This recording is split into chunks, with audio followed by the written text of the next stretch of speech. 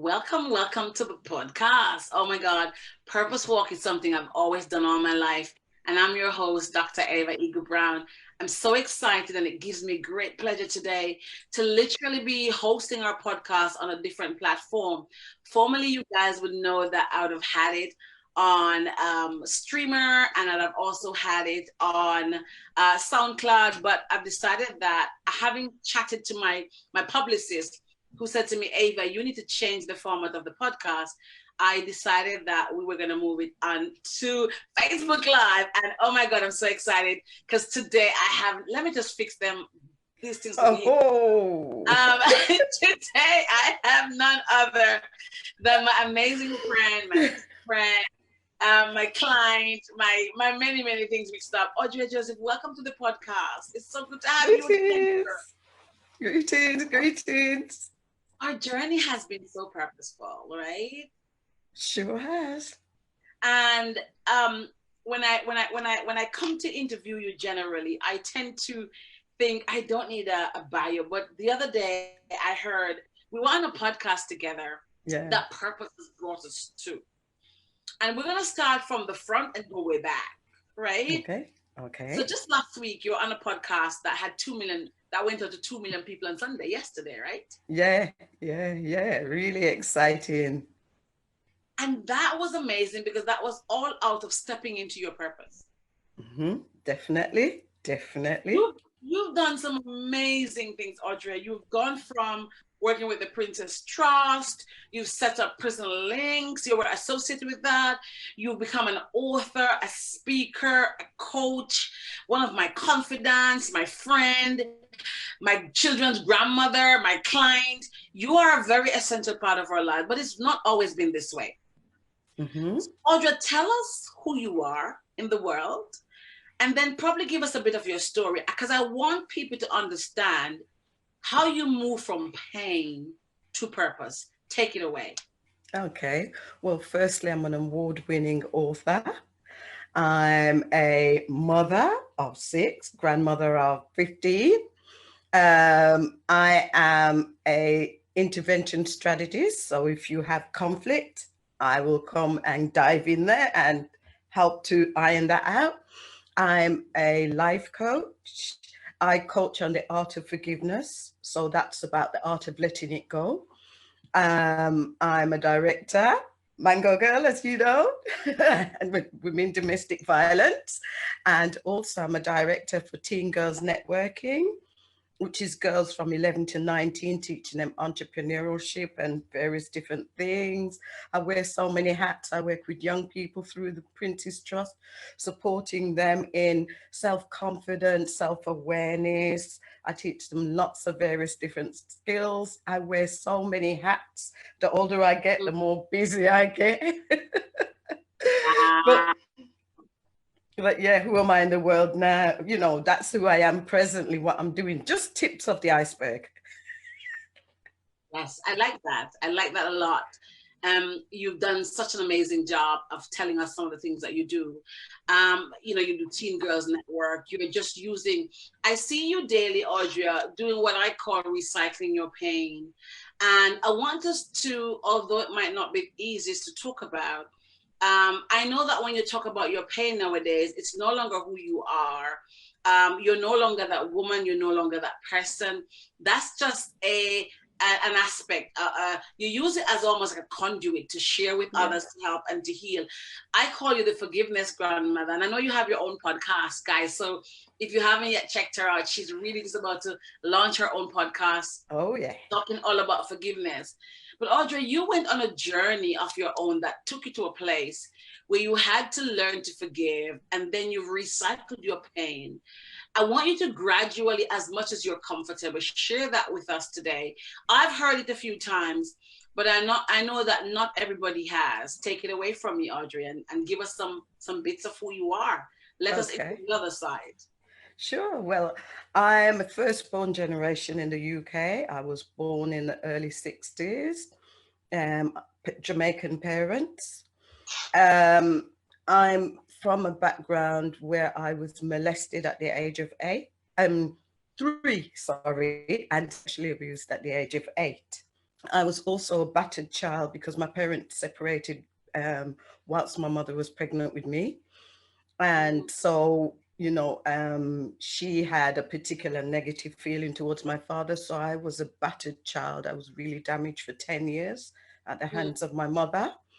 I've had many journeys. There are so many chapters, but I use my pain as a platform for healing. So there are key things that I speak about now. For example, when I went to prison in 1996 for the importation of drugs. Now, that was a very traumatic situation which separated me from my children and actually gave me 8 year sentence. So Mhm. that was part of my chapter in my life. I just consider it now a chapter. I actually don't consider it the whole of my life because that was just a blip, a bump in the road. Yes. Easy to say it now like that, but there wasn't a time when I looked at it like that. And because of those journeys, and I've recognized, and through your coaching, Ava, and support, I've recognized that there is power in the pain, Yes. you know? And so as I said, I use what was considered my pain now as my platform towards healing for others. Mhm. And it's taken me the whole thing, my first book, Forgiveness, The Journey to Healing the Heart. That's about growing up and my experience. But then the second book, anthology that was in, which is an amazing anthology with about, I do believe, 15 other authors. Mhm. And Mhm. that actually was the book that I spoke about my journey. So I won't go into the whole entire No, thing, but not I'd never been in trouble before. So I'm not an habitual offender. This was my first time getting in trouble. It landed me in prison, got me 8 years for the importation. But in it, I found my purpose. what Now, I want to pause for a second there because we're not going to delve into that much, but you just said you were an upstanding citizen, you hadn't gotten into trouble, and yeah. then can you talk me through if you can? Only because I want the listeners to get this because I know the story, but sometimes and for my own purpose, I've spent a night in jail, and some people might think, oh my God, I spent a night in jail because I literally my daughter had gotten herself in some risky things, and I smacked my child, and they said that I abused her. I hadn't abused her, in my opinion. She's light skinned. The police came. I flogged my daughter. She had done some stuff that really I was upset about, and it was not just I was upset. They were serious stuff, and so people might think, but that's tarnished me, and that's carried on for a long time, and people might think, well, good for you because you're a regular offender. But you were not that person. You were just somebody who was in a dark place. Can you talk us through that if you can? If you can't, I respect that. Well, the whole journey the spiral started basically with losing my children to their father. Mm. You know, that's a long story that I really can't get into, like, because you have to read the book. But There are the other people spiral started. involved, so you can't just Yeah, talk yeah, about yeah, it. yeah, yeah, yeah, yeah. It was a spiral, but it wasn't an ordinary spiral, just a serious spiral. But nonetheless, I'd gone because I was at university. I was actually doing a degree in counselling, and my family decided that you've worked hard, go to Jamaica, get a vacation. And so I went to Jamaica, and whilst on the trip, was asked, "Can you bring something back?" Which I said yes, and brought it back. Got to the UK, and was found to have cocaine. Customs checked me, but then in the interim of all of that, Ava, I found out that I was actually a decoy. So I was actually used for the real drugs to go through. So there was a lot to this story. So let me ask you because I know that people are listening. They're thinking, well, did you not know what you were carrying? That's some pretty. Did she not know what she was carrying, Ava? How could you not know? So my question is to you: did you know what you were carrying? Did you know what you were doing? Were you complicit? And it's okay if you were because you've really moved on from that. Were you complicit? It's a mixture because I had a notion, ish. But, you know, I put it this way: when I got sentenced, the judge said I was naive.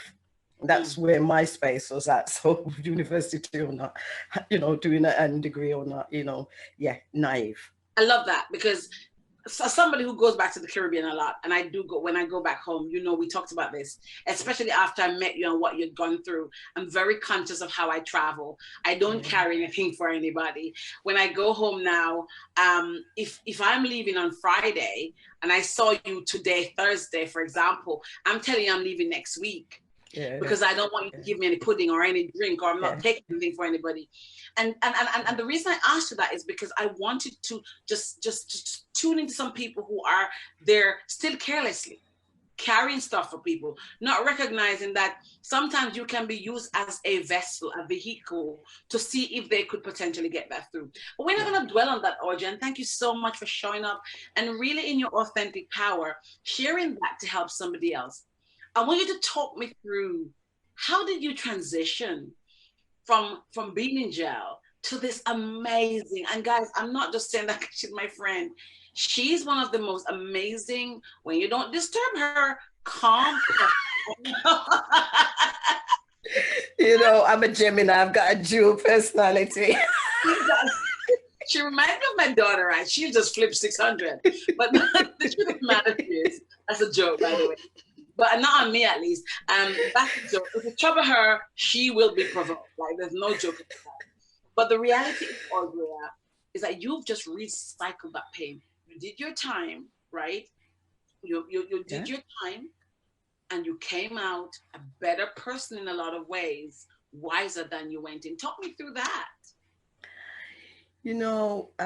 Whilst in there, I saw what miracles happened. I found light in a dark space. I started, I was already, I like reading a bit, and it was through reading actually. That was a great part of my awakening, because I was in there, and obviously, with the inquiring mind like mine sponge, so I started reading a lot of books and got onto Maya Angelou. And whilst in there, was introduced to a book, Acts of Faith, Iana Van Zandt. And whilst in there as well, there was some other amazing things that happened. Like I was on the race relations board, that was able to bring things in, for women of color. We could get hair products, and we could get, so I implemented that, the prison bringing it in. But also I was a listener, because I was at university. Whilst in there, got trained by the Samaritans to listen to the other inmates who were self-harming or who were suicidal. And what would happen is, in the night, I would be asked to go and sit in a cell with someone who was suicidal. And I'd speak to them through the night and calm them down and what have you. And what was really funny was, possibly they would have come in with a 2-year sentence, an 18-month sentence, really desperate, wanted to kill themselves. And then in the morning, they'd find out, someone said, "But do you know the woman who was sitting in there with you? She's got 8-year sentence." And they'd be like, and she sat in there with me, supporting me, So there were these amazing miracles that occurred. And then once I got out, because Prison Link, the organization, supported me in supporting my children to come to visit me. It's a Christian organization. I came out with the decision to do voluntary with them. So through doing the voluntary giving of service, what happened was my life changed. I spoke at their AGM, and there was someone from the Birmingham City Council. She heard me, and she decided to offer me a job instantly, just seeing me speak at the AGM. Wow. She had no idea what I could spell my name. She never saw my resume. She had no idea, but she offered me a job as a mentoring coordinator. And that was where my whole journey started. I started working with refugees. I had students that I'd take to, I'd come home and I'd come back to university as well. So, I'd finished my university. It was difficult where it concerned my children. That took a little moment, but it worked out in the end. But I just came home, started working with refugees, doing a lot of different things, studying some more, taking some young people to the Commonwealth Games. I ended up meeting royalty. And then, the whole thing just and then So meeting you, I write my love book. I love that because so often you come across people who've been on the inside. Innocent or guilty doesn't matter, Mhm. and it hardens them, and they come out and they just think, you know what, I've got this tarnish. I'm not gonna bother. It's all about the mindset, isn't it? It's Mhm. really Mhm. about your mindset. Talk me Mhm. through when you came out. First of all, I know some people will be wondering, did you do the 8 years? Did you not do the 8 years? I know the answer. Oh, Obviously, wow, I can't yes. tell everybody. You want to tell them? Yes, yes, yes, yes, yes. Of course, I want to. Yes, was given the 8 year sentence, but my solicitors decided to appeal it. A miracle of miracles, I had 3 years taken off my sentence. And now, bearing in mind, I'd been in prison about 2 years, and I'd never ever seen anyone get 3 years off their sentence. The most I'd ever seen was 18 months. So I'd gone to London before the 5 judges, and they decided that my sentence was harsh, severe, so they reduced it. And so what happened was, um, with good behavior and everything, you do half your sentence. I only had 6 months left Mm, to do. And so I was immediately transferred to an open prison where you're able to work outside, earn money, you were more trusted, because trying to integrate you back into society. And mhm. so everything just changed. I was home so quickly. It was really mind blowing, mind blowing. But that's where I said that the miracles happened. Audrey, let me thank you so much for sharing that. That was just, I know this is not, no matter how we are and strong we are, it's never the easiest topic to talk about. Hmm. I really just want to celebrate you for being here doing this. Let me ask you this, and you know that know that your purpose is to light the flame for others. So you understand that we share our stories to help others navigate their own stories, but also to prohibit. So for Yeah. those of us who are probably watching this, or if you watch this and you see you have a young person or another person in your life who is going off the wrong path, this is something you could share with them and say, look, man, there's a lady here who can help to verge you back into the right place. Um, I want to ask you because I'm trying to think like the listeners and the watchers of this. When you were there, what was your mindset like? Seriously, were there never days when you felt like, you know what, I can't do this? I There were just, I, lots of days, lots of days. You know, I never actually envisaged myself in it. And then, the thing about it is we have to, as human beings, be careful with our words because we speak life into things. Because I had heard of a situation about someone else who'd gone to prison, and I was like, oh my God, oh my God. I was very judgmental. Oh my God, how could they do that? And how could they get themselves in that position? And, you say these things and, oh, I could never cope with that. Blah, blah, blah. And there I was, I found myself in a cloud of smoke among a load of women.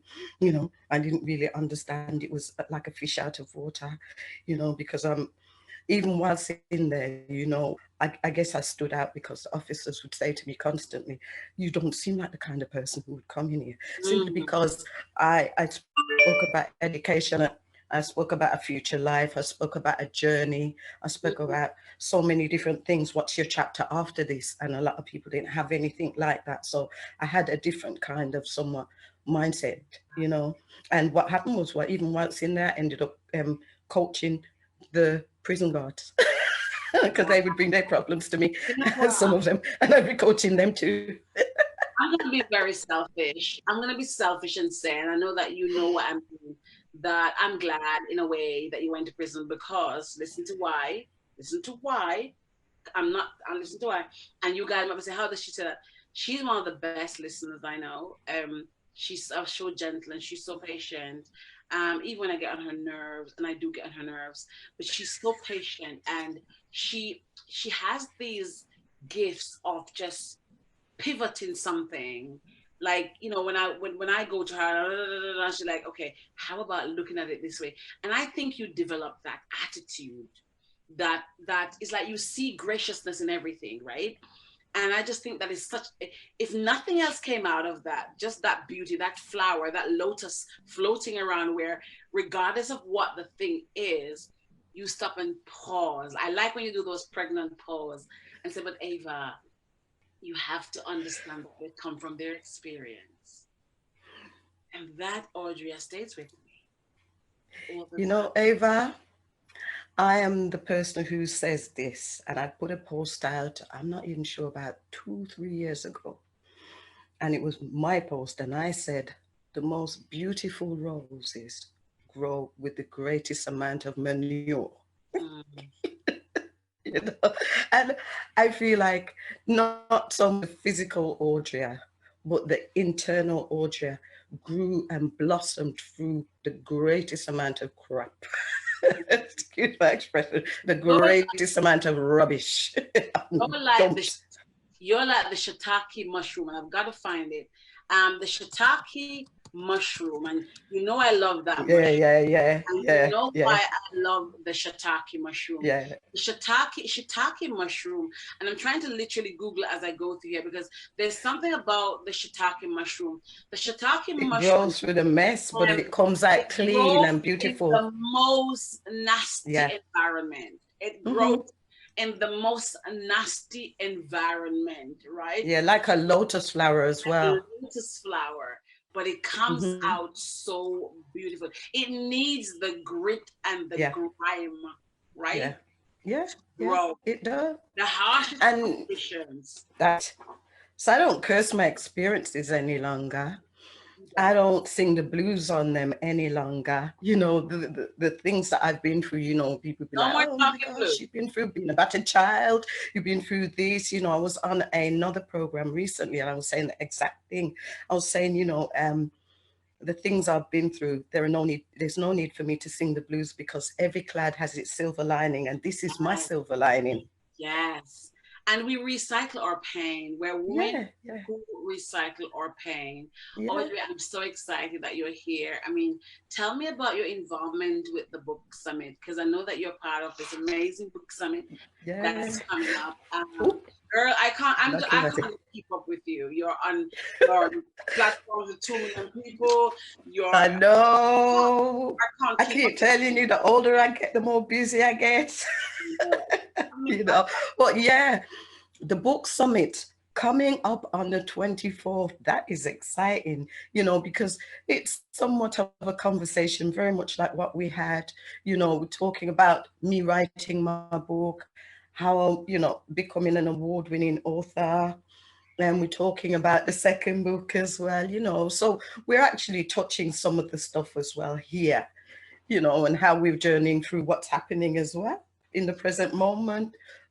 and Audrey, you have instigated because you've instigated this conversation that we're talking about. And for anybody who's watching this, and this maybe you, please let's have the conversation. You've instigated this book that we're compiling called Oh, yeah, Still still Doing. doing time. Talk us through that because we need to finish that book. And so We need anybody, to finish that book. yes, you've Uh, instigated that book. Let's talk through yeah, that. yeah, yeah, yeah. You know why? I instigated that book because I'm going to tell you plain and straight, Ava, as you know, I got jobs, a few jobs after I came out of prison. I was Mm-hmm, very fortunate, mm-hmm. but there was only so far I could go in the jobs that I really wanted to do, even with a degree. Yes. And it's simply because I have a criminal conviction. Mm, And so people see the criminal conviction mm-hmm. before they see me as a Wow. human being. Wow. They have been persistently, I don't even take any notice of it anymore, but I'm saying, and I'm speaking on behalf of those who are out there who are still experiencing the prejudice. And the reason this book came up was because I know some amazing people who've got criminal convictions, and they would be the most amazing person to employ. But Yes. what happens is they are being impeded based on their past.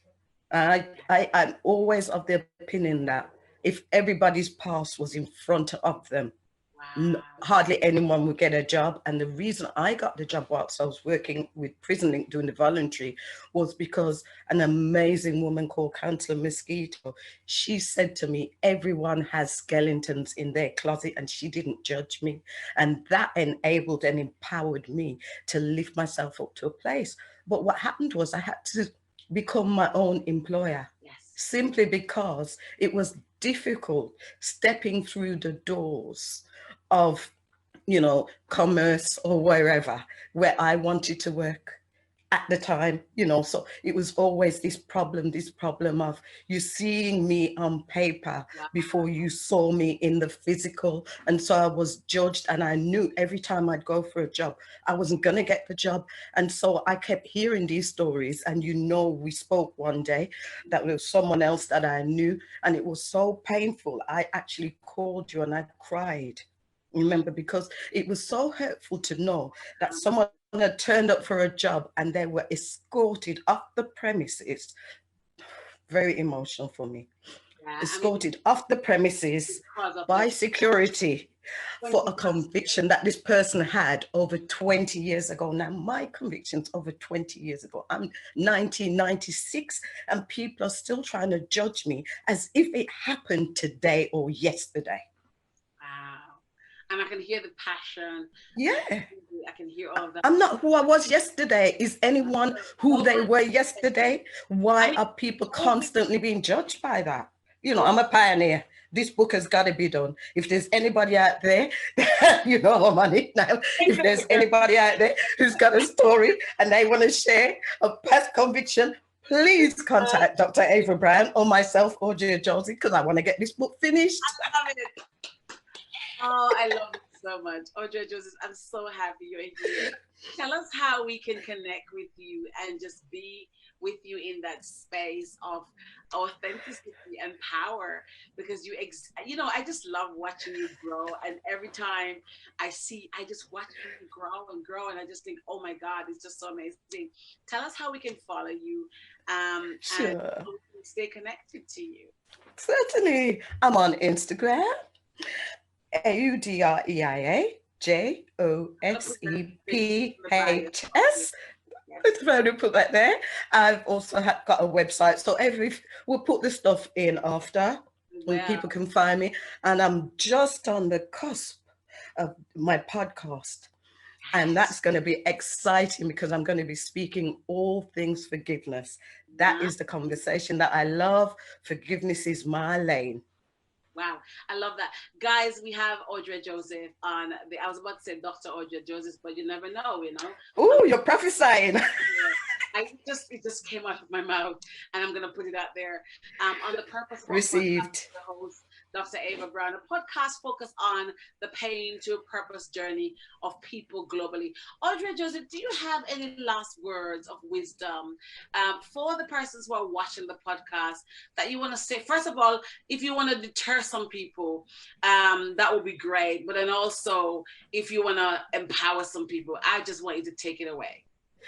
Do you know, Ava, I would never deter anyone from doing what they need to do in this life, whatever they feel is necessary, because that is a chapter in your life that you would have to go through, and no one can walk your walk for you. You've got to walk your walk. So every person has to have their own life experiences. So yeah, I would say, please don't do it. But because I did it, I've got a chapter in a book.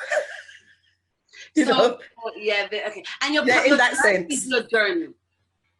But you know what I really want to say, because you know I'm a forgiveness as well. That's such an important thing. And I want to tell people that forgiveness is a choice. Also, please join the book summit, and you're going to get some amazing, juicy nuggets, right? So not only me, but there are several other speakers, and they are coming with some amazing stuff, right? So that's the key thing I'm saying.